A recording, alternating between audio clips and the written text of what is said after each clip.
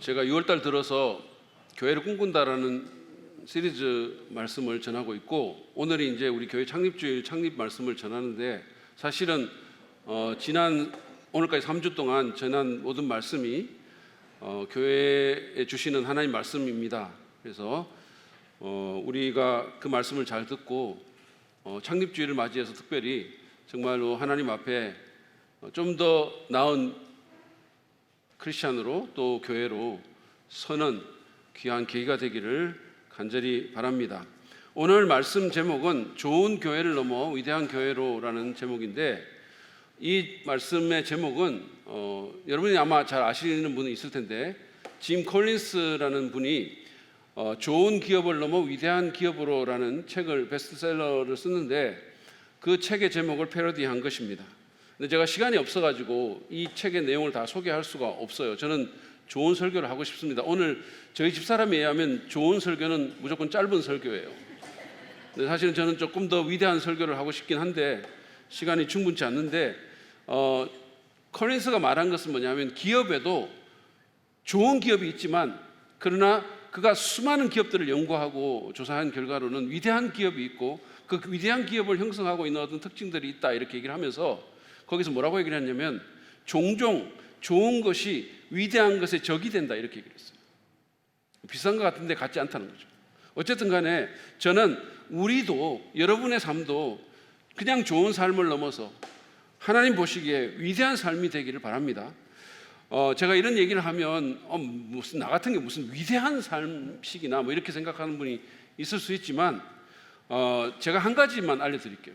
여러분이 정말로 위대한 삶을 살기를 원하시면 제가 한 가지, 많은 것이 있겠지만 하나 얘기를 해드릴게요. 그건 뭐냐면, 다른 분을 섬기십시오. 다른 사람들을 섬기세요. 그러면 하나님이 여러분을 위대하다고 할 겁니다. 안 믿기세요? 자, 마태복음 20장 26절에 있는 예수님 말씀 한번 보시죠. 같이 한번 읽어볼까요? 시작. 너희 가운데서 위대하게 되고자 하는 사람은 누구든지 너희를 섬기는 사람이 되어야 하고, 섬기는 사람이 되면 위대하게 된다는 거예요. 하나님 나라에서는 무슨 우리가 대단한 큰 지위를 올라가고 어떤 권력을 행사하고 엄청난 것을 성취해서 위대하게 되는 게 아니라, 겸손하게 누군가를 섬기면 그 사람이 하나님 나라에서는 큰 사람이고 위대한 인생이 된다는 거예요. 교회도 마찬가지입니다. 그냥 좋은 교회가 있을 수 있지만 그것을 넘어서 위대한 교회가 될 수 있습니다. 반드시 세상에 이름난 교회가 아니다 할지라도, 메가 처치가 아니라 할지라도, 교회의 사이즈와 상관없이, 교단과 상관없이 그 교회가 하나님 보시기에 하나님 나라에서 위대한 교회가 될 수 있다는 거죠. 그러기 위해서 우리가 배워야 할 것이 무엇일까요? 저는 지구상에 지금까지 존재했던 모든 교회 중에 가장 위대한 교회 중 하나인 이 안디옥 교회의 모습을 보면서 좋은 교회를 넘어서 위대한 교회가 되는 그 비결을 여러분과 더불어서 좀 함께 보기를 원합니다. 오늘 본문은 조금 전에 읽었던 사도행전 13장 1절부터 3절 말씀입니다. 먼저 오늘 본문 말씀 1절에 의하면, 위대한 교회가 되기 위해서 우리는 세상과 다른 것을 추구해야 돼요. 세상과의 다름을 추구해야 합니다. 먼저 1절 말씀을 한번 보실까요? 안디옥 교회의 예언자들과 교사들이 있었는데, 그들은 바나바와 니게르라고 하는 시몬과 구레네 사람 루기오와 분봉왕 헤롯과 어릴 때부터 함께 자란 마나엔과 사울이다. 자, 여기에 열거된 사람들은 안디옥 교회의 지도자입니다. 지도자들, 오늘날로 치면 교육자들, 목회자들 이런 사람들이겠죠. 자, 그런데 가만히 보면 그 구성이 상당히 흥미롭습니다. 바나바는 키프로스 출신의 유대인이고 구약 시대에 성전 사역을 하던 레위 지파에 속한 사람이었어요. 그리고 재산이 많았던 굉장한 부자였습니다. 그리고 여기 니게르라고 하는 사람이 나오는데, 이 사람은, 이 니게르라고 하는 시몬은 흑인으로 보여집니다. 니게르라는 말은 라틴어로 검다라는 뜻이에요. 검음. 그래서 여기서 소위 영어로 흑인들을 비하할 때 불렀던 니거라는 말, 니그로라는 말이 여기서 나온 거예요. 이 사람은 인종적으로 흑인입니다. 자, 그 다음에 구레네 사람 루기오도 북아프리카 출신임이 명백해요. 이 지역이 그렇습니다. 그리고 여기 헤롯과 함께 자랐다는 이 마나엔이라는 사람은 왕족이거나 또는 귀족입니다. 우리가 개역 성경을 보면 헤롯의 젖동생 이렇게 돼 있거든요. 다시 말하면 같은 유모의 젖을 먹고 자랐다, 이런 의미가 있는 거죠. 그러니까 구체적으로 아마 이 사람은 귀족인데 헤롯의 수양 동생일 수도 있고, 여기서 말하는 헤롯은 수많은 헤롯 가운데서 헤롯 안티파스 헤롯입니다. 그 예수님이 십자가에 못 박혔을 때 조롱하고 침례 요한을 죽였던 그 헤롯이에요. 근데 그 헤롯, 막강한 권력자였죠. 그 헤롯과 함께 자랐던, 그리고 그의 수양 동생이거나 아니면 그의 절친이었던 권력자죠. 자, 그런 사람입니다. 그리고 마지막으로 나온 사람이 사울인데, 이 사울은 우리가 바울로 알고 있는 사람이죠. 바리새파였고, 그리고 정통 유대인이었습니다. 공부를 많이 한 사람이에요. 학식이 높은 사람입니다. 그리고 아마도 예수 믿기 전에는 돈이 꽤 많았겠지만 지금은 재산이 거의 없는 사람, 그런 사람입니다. 자, 우리가 지금 이 목록을 보면 그냥 별로 그렇게 감흥이 없고 그냥 넘어갈 수 있는 거죠. 그렇지만 이것은 굉장히 혁명적입니다. 이 목록만 봐도 교회가, 이 안디옥 교회가 세상과 얼마나 달랐는지를 짐작할 수 있는 거죠. 여러분, 일단 여기 보면 이게 그냥 평신도도 아니고 그 교회를 구성하는 일개 한 사람이 아니고 교회의 리더십 가운데 유대인과 이방인이 섞여 있는 거죠. 이 사람들은 원래 유대인과 이방인은 그 당시에는 물과 기름이에요. 서로 상종하지 않고 서로 차별하고 혐오하고 배제하고 섞이지 않았던 사람입니다. 근데 그 두 그룹이 같은 리더십 안에 있는 거죠. 매일 얼굴 맞대면서 보는.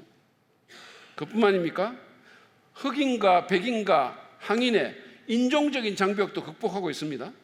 그리고 귀족이 있었고, 마나인 같은, 그리고 일반 평민도 있었죠. 그런 사회적인 차별도 넘었었습니다. 그리고 부자와 가난한 자가 같이 팀을 이루고 있는 거죠. 무엇보다 놀라운 것은 이 목록에 안디옥 출신의 사람이 한 사람도 없다는 거예요. 다 바깥에서 온 사람들이에요. 외국인들. 여러분, 우리가 이게 속담인지 모르겠지만 하여튼 똥개도 자기 집에서는 50좀 따고 들어간다, 뭐 이런. 요즘 똥개라는 말 쓰면 되나요? 요즘 개님들한테 그렇게 쓰면, 요즘은 이걸 잡종견도 이렇게 말해야 되나? 아니면 뭐 하이브리드 애기도 자기 집에서는 아니, 그런 말이 있잖아요. 이게 기득권이 있다는 거죠. 어디든지 텃세가 있고. 근데 여기는 그런 게 없었어요. 다 바깥에서 온 사람들입니다. 그러니까 이 공동체는 서로 차별하고 혐오하고 배제하고 서로 텃세 부리고 그리고 기득권 내세우는 그런 세상과는 너무 달랐다 이거예요. 여러분, 교회는 세상과 달라야 합니다. 제가 말하는 그 다름은 무슨 우리가 뭐 몰몬 선교사들처럼 옷 입고 다니고 전화 받을 때 할렐루야 그러면서 받고, 인사할 때 샬롬 뭐 이러면서 인사하고, 호산나 미장원 가고 뭐 여기 막 목걸이, 막 나무 목걸이 이만한 거 십자가 목걸이 막 메고 다니고, 다른 사람과 그냥 일반인과 대화하는데 그냥 주여 주여 주임새 넣고 뭐 그러다 갑자기 뭐 가끔씩 그냥 신바 뭐 이런 하나님 목소리 이렇게 다르라는 얘기를 하는 게 아니에요. 여러분, 그건 다른 게 아니고 이상한 거고, 그건 어떻게 보면 틀린 거죠. 그거는 예수님을 닮는 게 아니고 그냥 종교적이 되는 거예요. 그렇게 달라라는 말이 아닙니다.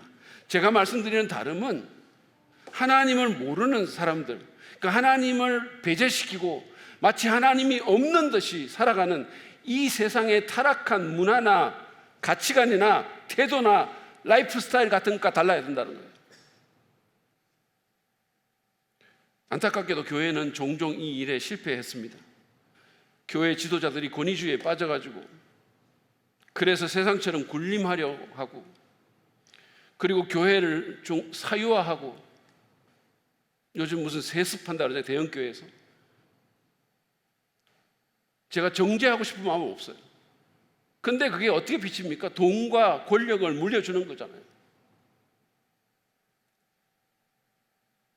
예수님은 섬기는 자가 큰 자라고 했는데, 목회자를 비롯한 교회의 중직자들이 세상적인 계급체계처럼 생각해가지고 위아래 나누고 무게 잡고 섬김 받기를 원하는 거예요. 내가 장로인데 왜 안 섬겨주냐 이런 거예요. 김동호 목사님이라는 분한테 제가 들은 얘기인데, 그 교회 장로님이 중고등부 아이들 버릇없다고 아니 인사도 안 한다고 애들이 교회 장로님한테 인사도 안 하고 다니고 너무 버릇없다고 막 그렇게 불평을 한 거예요. 그래서 그 김동원 목사님이 그 장로님한테 장로님 아이들한테 짜장면 한 그릇이라도 사줘 보시고 그런 얘기를 하시는 겁니까?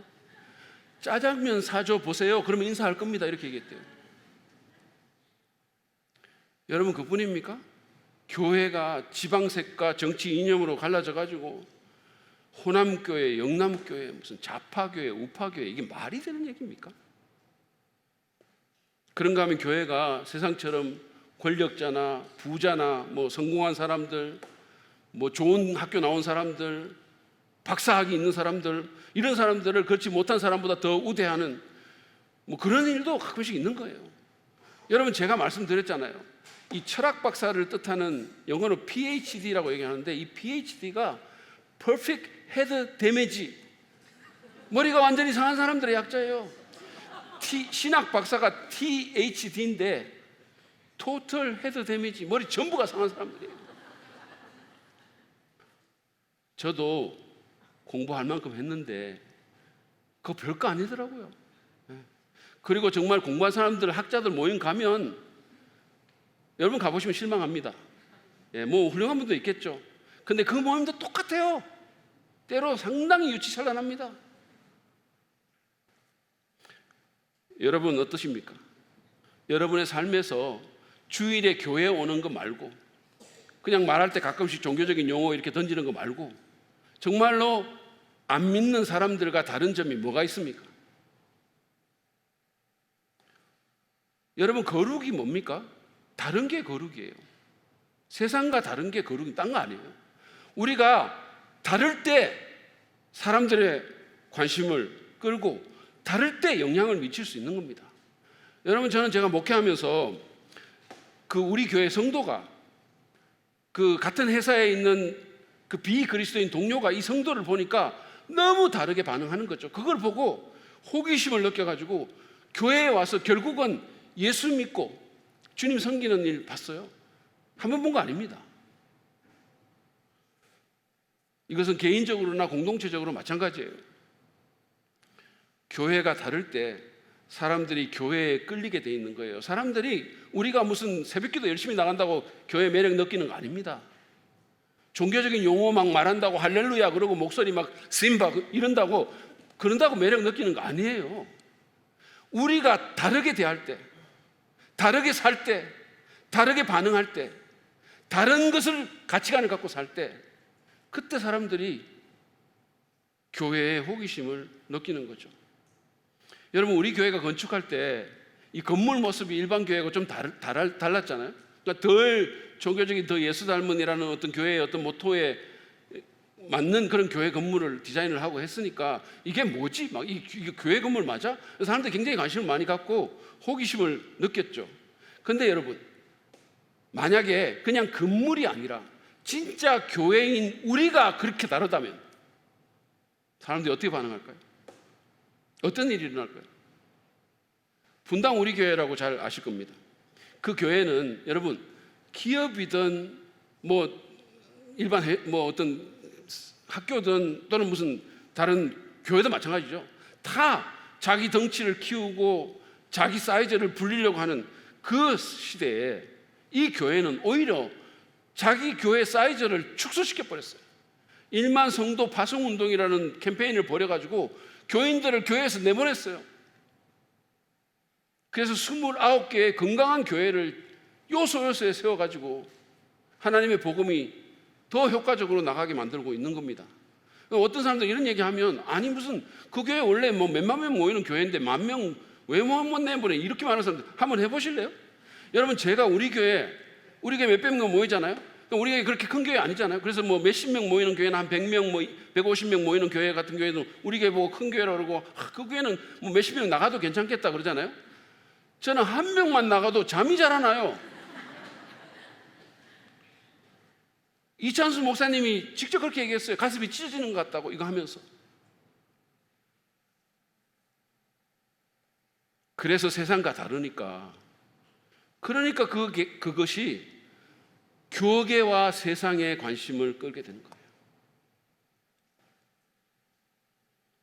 여러분, 오늘날 교회가 세속화됐다는 말은 그게 다른 의미가 아니고 교회가 세상 닮았다 이런 얘기예요.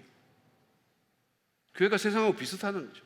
세상처럼 이기적이고 자기만 생각하고, 세상처럼 돈과 권력 좋아하고, 세상처럼 파워 게임하면서 기득권 지키기에 혈안이 되어 있고, 자기 권력 안 내려놓으려고 그러고, 세상처럼 소유에 집착하고, 세상처럼 불친절하고 은혜가 없고, 세상처럼 차별하고 분열하고 혐오하고, 세상처럼 하나 되지 못한다는 거예요. 세상처럼 탐욕스럽고 죄로 오염되어 있는, 그게 세속화예요. 드러내놓고 말은 안 하지만. 여러분, 우리가 좋은 교회를 넘어서 위대한 교회가 되려면 우리는 세상과의 다름을 추구해야 돼요. 세상과 달라야 돼요. 여러분, 한 가지 제가 얘기해 볼까요? 우리가 세상에서 일반적으로 누군가가 원수가 되면 어떡합니까? 미워하고 복수하려고 그러죠.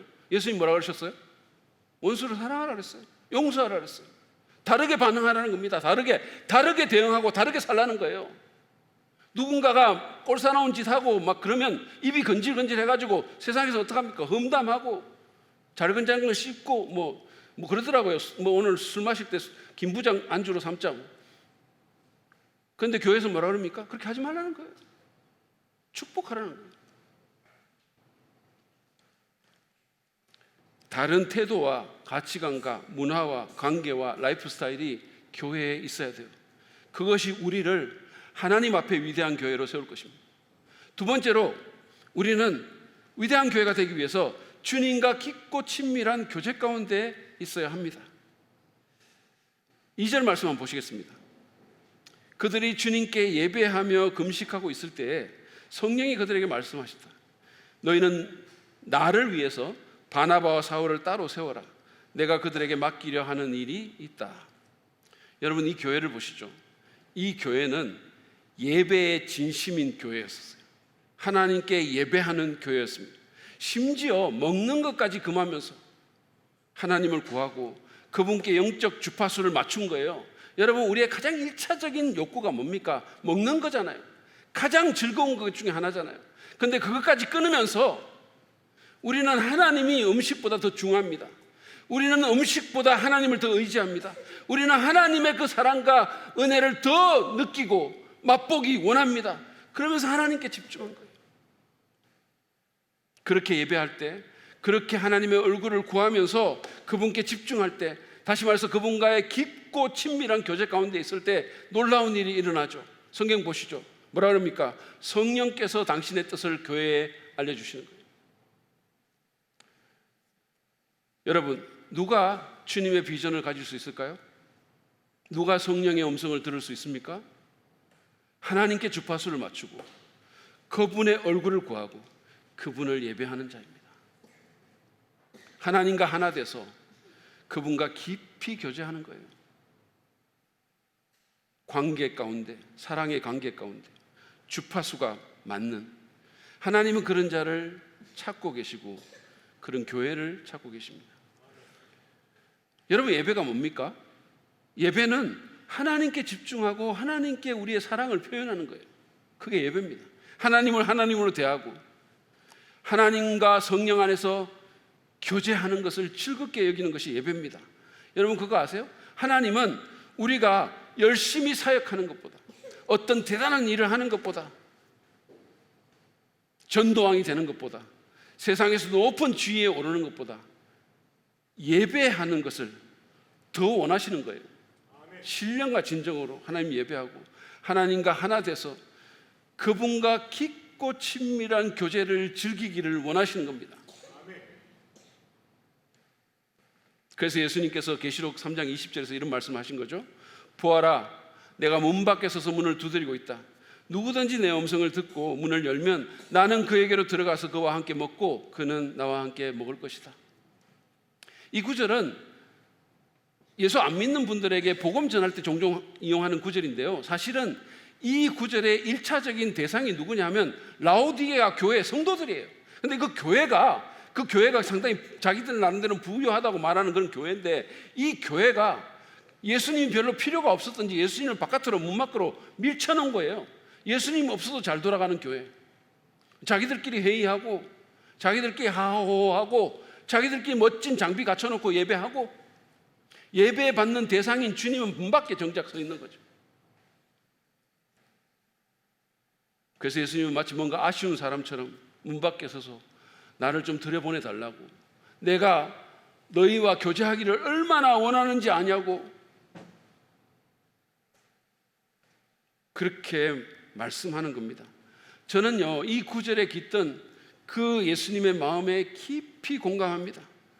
제가 제 딸 방문 앞에서 그 문을 두드리며 플리파, 아빠랑 좀 놀자 라고 말할 때마다 주님의 마음을 제가 느끼는 거예요. 나 바빠, 전화 중이야, 피곤해, 잘 거야 그러면서 밀려날 때마다 주님의 이 심정이 느껴지는 거예요. 정말로 아멘 하는 겁니다. 여러분, 지난 금요일날 우리 배성현 선교사님이 우리 오셔가지고 정말 좋은 시간 가졌거든요. 근데 뭐 여러분들도 그렇게 생각하셨을 텐데 가장 좋았던 것은 그 아들과 같이 나와서 서로 얼굴 쳐다보면서 찬양하는 거예요. 사진 한번 보여주세요.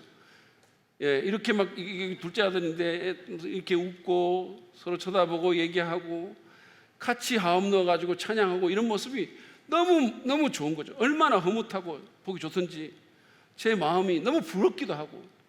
그래서 제가 그때 생각했어요. 나도 반드시 하리라. 나도 반드시 하리라. 내 아들, 딸은 이미 걸렀고 내 며느리하고 같이 하리라. 여러분 기도해 주시기 바랍니다. 왜 아멘 안 하세요? 여러분, 위대한 인생 되기를 원하십니까? 우리 교회가 정말로 좋은 교회를 넘어서 위대한 교회 되기를 원하십니까? 그러면 다른 어떤 것보다 위대하신 하나님과 접속해야 되는 거예요. 그분 제쳐놓고 우리가 어떻게 진정한 위대성을 확보할 수가 있겠습니까? 그 위대하신 하나님을 예배하고 그분과 교제해야 되는 겁니다. 어떤 뭐 대단한 전략을 짜고 어떤 것을 성취하려고 깨하기보다는 위대한 존재와 접속할 때 위대한 삶이 오는 거예요. 그때 우리 마음이 새로워지고 우리가 주님의 마음을 알게 될 것입니다. 성령의 음성을 듣고 하나님 나라의 비전을 품게 될 것이에요. 우리가, 여러분, 우리 믿는 사람들이 삶을 잘 살려면, 정말로 멋진 삶을 살려면 예배에서 성공해야 되는 거예요. 예배를 통해서 나 혼자 그냥 힘들게 이 운전대 잡고 인생이라는 여행을 가는 게 아니구나. 더 높은 분, 더 강한 분, 더 위대한 분이 계시는구나. 그분이 나와 함께 하시는구나. 그분이 나를 기뻐하시는구나. 예배를 통해서 우리가 이것을 경험해야 돼요. 우리의 심령이 뜨거워져서 영감을 받고 그 말씀으로 나가야 됩니다. 그래야 삶을 살 수 있는 거예요. 저는 우리 교회가 정말로 예배의 영으로 충만한 그런 교회가 됐으면 좋겠어요. 여기 사람들이 가득 차고 막 1부, 2부, 3부 되는 것도 좋지만 저는 그것보다, 사람 숫자보다 정말 여기 진정한 예배자들이 주님 앞에 서서 막 예배할 때마다 너무 감사하고 가슴이 터질 것 같고 주님의 은혜를 사랑하고 찬양하고 경배하는 그런 예배자들로 충만했으면 좋겠어요. 아마 조금 나이가 있으신 분들은 잘 알 텐데 그 좋은 씨앗이라는 CCM 그룹을 했고 오직 주만이 뭐 이런 주옥 같은 곡을 작곡한 이유정 목사라는 분이 있어요. 그분이 미국 뉴욕의 태버네클 교회, 브루클린 태버네클 교회를 주일날 참석을 했는데 좀 일찍 갔대요. 근데 그 예배당에 그냥 들어갔는데 예배가 시작도 안 됐는데 갑자기 그냥 하나님의 임재가 강하게 느껴지면서 눈물이 쏟아지더라는 거예요. 여러분, 제가 이분 아는데 이분 그렇게 감정적인 분 아니거든요. 그 교회가 예배의 영으로 얼마나 충만했으면 예배가 시작되기도 전에 그냥 그 자리에 있었을 뿐인데 그런 경험을 하겠습니까? 여러분, 우리의 예배가 회복되게 해달라고 기도합시다. 사람보다, 상황보다, 사역보다 하나님께 집중하는 교회와 개인이 되어야 합니다. 그거보다 더 중요한 게 없어요. 예배는 우리의 가장 최종적인 우선순위가 돼야 돼요. 그 우선순위를 바로 세우도록 합시다. 주님을 사랑하는 기쁨을, 그 즐거움을 빼앗기지 않게 해달라고 기도해야 돼요. 여러분, 이것을 빼앗는 것이 얼마나 많습니까? 세상의 시시한 즐거움이 하나님을 예배하는 그 놀라운 즐거움을 자꾸 뺏어가려고 할 때 주님을 예배하는, 주님을 사랑하는 그 기쁨을, 그 즐거움을 빼앗기지 않게 해달라고, 우리 마음을 지켜달라고, 우리의 시선이 그 위대하시고 놀라우시고 멋지신 하나님께 온전히 집중돼서 그 하나님 안에서 만족하고 하나님으로 힘을 얻는 우리가 될 수 있도록 여러분 그렇게 기도하고 결단하셔야 되는 거예요. 그럴 때 우리가 위대한 교회로 발돋움하게 될 것입니다. 마지막으로 우리가 위대한 교회가 되기 위해서 우리는 희생적인 헌신을 해야 합니다. 우리가 정말로 희생하고 헌신하는 게 필요하다는 거예요. 우리는 앞에서 안디옥 교회가 예배할 때 성령께서 교회에 말씀하신 그 말씀이 있다는 것을 봤죠. 그게 뭡니까? 2절 하반부를 보시죠. 너희는 나를 위해서 바나바와 사울을 따로 세워라. 내가 그들에게 맡기려 하는 일이 있다. 이 말씀은 바나바와 사울 그 두 사람을 분리해서 교회에서 분리하고 하나님 앞에 바로 세우라는 거예요. 따로 하나님께 이양하라는 거죠. 여러분, 이것은 결코 쉬운 일이 아닙니다. 바나바와 사울이 누굽니까? 이 교회가 개척될 때 결정적인 역할을 한 사람들이에요. 인간적으로 말하면 이 두 사람이 없었으면 안디옥 교회는 지금 없는 거예요. 근데 그 두 지도자를 따로 떼라고, 교회에서 내보내라고 이렇게 얘기합니다. 뭐를 위해서? 하나님 나라를 위해서. 하나님 나라를 위해서 교회가 희생해라는 거예요. 이 사람들 보내라는 겁니다. 놀라운 것은 교회가 이 말씀에 순종했다는 거예요. 여러분 3절 말씀 보시죠. 그래서 그들은 금식하고 기도한 뒤에 두 사람에게 안수를 하여 떠나보냈다. 여러분 대단하지 않습니까? 교회가 담임 목사와 수석 부목사를 선교지로 파송한 거예요. 교회가 앞으로 어떻게 될지도 모르겠는데, 신생교회인데, 근데 하나님이 그렇게 하니까 가장 중요한 두 사람을 그냥 보냈어요. 엄청난 희생을 감내한 것입니다. 이런 말씀 듣고 또 엉뚱하게 이재기 목사님과 윤석권 목사님을 선교지로 보내야 되겠다, 이렇게 또 적용하시는 분인데 그러지 마시기 바랍니다. 저는 아무 데도 안 가요. 윤 목사님은 여러분이 알아서 하세요. 좋은 대로. 저는 괜찮아요. 저만 빼주십시오. 아무튼 농담이지만 여러분, 이거 정말 쉬운 일이 아니거든요. 이 희생적인 헌신으로 말미암아 이 안디옥 교회가 소아시아와 유럽에 수많은 교회를 개척하는 하나님 나라의 모판 역할을 한 겁니다. 그리고 그 1세기 동안 세계 선교의 센터로서 기능하게 된 거예요. 단순히 하나의 지역 교회가 아니라 하나님 나라를 위해서 귀하게 위대하게 쓰임받은 거예요. 자기들을 희생했기 때문에, 자기 것을 내줬기 때문에. 여러분 그거 아십니까? 어떤 위대한 일도 거저되는 거 없어요. 어떤 가치 있는 일도 희생과 헌신이 없이 되는 거 없습니다.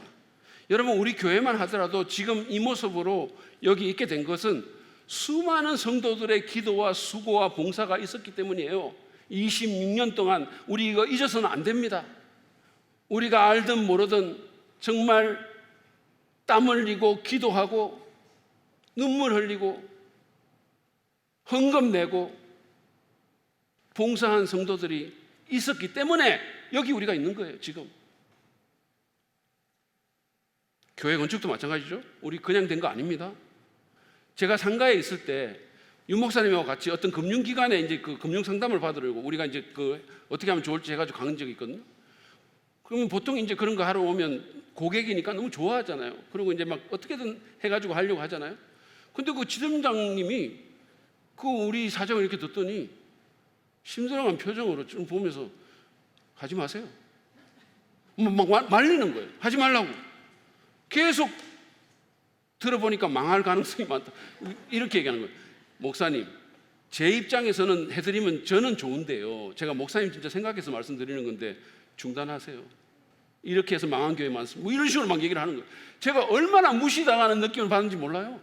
자존심 무지하게 상했어요.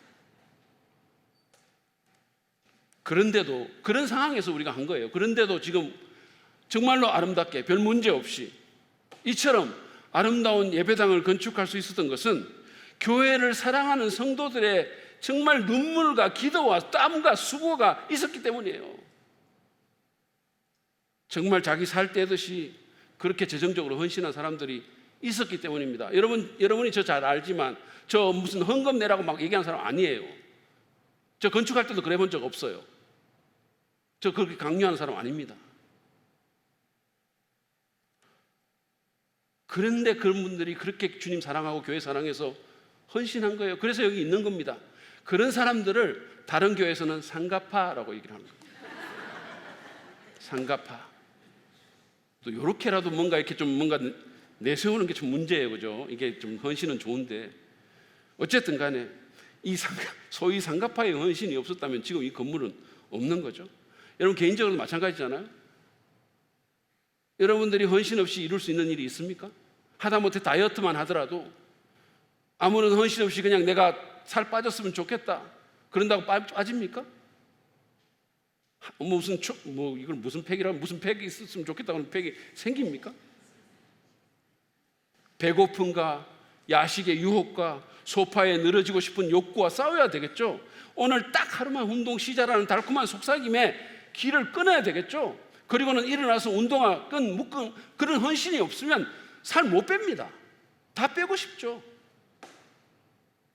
여러분 제가 제 인생을 이렇게 보면서 제일 후회스러운 것 중에 하나가 뭐냐면 고등학교 3학년 때 우리 아버지가 저를 이렇게 불러놓고 올 한 해는 죽었다고 생각하고 공부에만 매진하라 이렇게 얘기를 하셨어요. 네가 머리는 좋은데 올 한 해는 진짜 그렇게 해라고 그렇게 얘기를 했는데 그 아버지의 조언을 제가 안 들은 거예요. 그게 너무 후회가 돼요. 한 해만 죽었다고 생각해라 했는데 죽었기는 그냥 너무 살아있었어요. 여러분 축구선수 이영표가 학생들에게 이런 말을 한 적이 있어요. 그 학생들에게 여러분이 하고 싶은 일과 해야 할 일 중에서 지금 해야 할 일을 하면 나중에 하고 싶은 일을 하면서 살 수 있어. 그렇지만 하고 싶은 일을 지금 해버리면 나중에 해야 할 일만 하면서 계속 살아야 돼. 그러니까 지금 해야 할 일 공부를 열심히 해라. 여러분 이게 무슨 말입니까? 지금의 헌신이 바람직한 미래를 만든다는 거예요. 위대함을 원하십니까? 헌신하십시오. 희생과 헌신 없이 되는 일이 없습니다. 생각해보면 인류 구원의 그 위대한 역사도 성자 하나님의 십자가 희생이라는 그 어마무시한 헌신이 없었다면 가능하지 않았죠. 위대한 교회가 되려면 위대한 헌신을 해야 합니다. 많은 성도들이 자기 교회가 위대한 교회가 되기를 원할 거예요. 누구든지 그럴 겁니다. 근데 문제는 그에 걸맞는 헌신을 하지 않는다는 데 있는 거예요. 나는 우리 교회 좋은 교회, 위대한 교회 되고 싶은데 뭐 어떻게 되겠지? 다른 사람 하겠지. 리그 원어는 이런 말을 한 적이 있어요. 위대한 계명과 위대한 사명에 대한 위대한 헌신이 위대한 교회를 만든다. 위대한 교회가 되려면 하나님 사랑하고 이웃을 내 몸처럼 사랑하는 일, 그리고 정말로 전도하고 선교하고 말씀 훈련하는 그 일에 위대하게 헌신하라는 거예요. 우리가 앞에서 본 것처럼 안디옥 교회는 자기들 교회에 가장 중요한 두 사람을 하나님 나라를 위해서 내보내는 그런 희생적 헌신을 감당했습니다. 그것이 그 교회를 위대한 교회로 만든 거죠. 우리도 그래야 돼요. 우리만을 위해서 있는 게 아니라 더 큰 하나님 나라를 위해서 우리 교회가 감당해야 될 헌신과 희생을 해야 되는 거예요. 여러분 우리 교회는 절대로 우리 교회만을 위해서 있는 게 아니에요. 우리끼리 재밌고 우리끼리 잘 살고 우리끼리 좋은 건물 지어놓고 우리끼리 하하호하고 우리끼리 많은 사람 불러 모으라고 하나님이 이 교회 주신 거 아닙니다. 우리 때로는 필요하면 하나님이 부르시면 우리 살을 자르는 각오를 해야 돼요. 여러분 세계 선교를 위해서 우리 김인태 태국 선교사님 내보냈잖아요. 여러분 그냥 내보내고 마는 겁니까? 우리 그분 위해서 기도하고 헌금하고 헌신해야 돼요. 그분이 우리를 대표해서 나가 있지만 우리 같이 사역하는 거예요. 우리 교회가 하는 겁니다. 우리 교회가.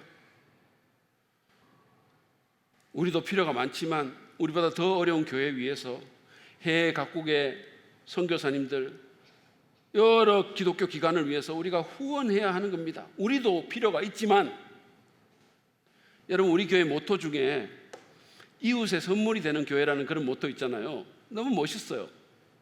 멋이 없으십니까? 저는 너무 멋있어요. 이웃의 선물이 되는 교회. 근데 여러분, 그냥 가만히 있으면 이웃의 선물이 될까요? 안 되죠. 그냥 가만히 있으면 안 되죠. 누군가가 시간을 내서 이웃 섬겨야 되고, 좀 불편하고 희생이 따르더라도 교회 공간과 재정을 이웃을 위해서 써야 되죠. 안 그러면 그건 그냥 공허한 구호에 그칠 따름이에요. 주중에 제가 교회를 나오면 제가 모르는 차가 교회 주차장에 서 있고, 제가 모르는 사람들이 이 공간 들락날락하고 1층 북카페에, 로비에, 2층에 무슨 방들에, 식당에 제가 모르는 사람들이 막 있어요. 그런 모습을 봐요. 그럴 때마다 여러분, 어떻게 보면 인간의 본능적인 것은 이 사람들 때문에 좀 불편하다. 왜냐하면 때로는 있잖아요, 그분들 때문에 우리가 회의도 못하고 나올 때도 있어요. 그렇지만 하나님께 생각해 보면 얼마나 감사한지 모르겠어요. 그래서 제가 감사하는 거예요. 하나님, 이 공간을 우리만을 위해서 쓰지 않게 해주셔서 너무 감사합니다. 너무 감사합니다. 하나님의 영광과 그 나라를 위해서 우리가 할 수 있는 희생과 헌신을 하기로 결단합시다. 잠을 좀 줄이거나 지갑을 더 열거나 시간을 더 들이거나 자존심을 내려놓고 사람들을 좀 더 품거나 소매를 걷어붙이고 더 섬기거나 주님 말씀에 더 온전히 순종하거나 모임에 더 적극적으로 참여하거나 기도 시간을 더 늘리거나 무언가를 해야 되는 거예요. 그럴 때 우리가 좋은 교회를 넘어서 위대한 교회가 될 수 있고, 그럴 때 여러분의 인생이 그냥 좋은 삶이 아니라 하나님 보시기에 위대한 삶이 될 수 있는 거예요.